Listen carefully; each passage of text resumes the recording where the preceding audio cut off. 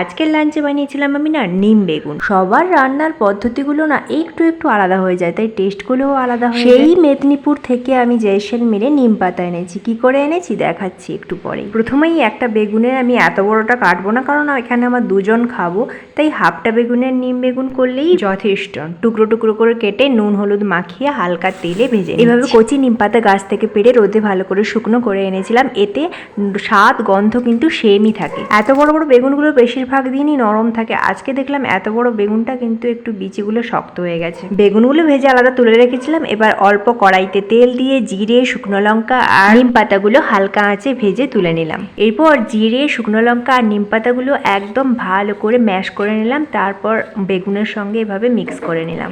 নিম বেগুন অনেকে অনেক রকম বানায়, কেউ বা আলু নিম একসঙ্গে দিয়ে বানায়।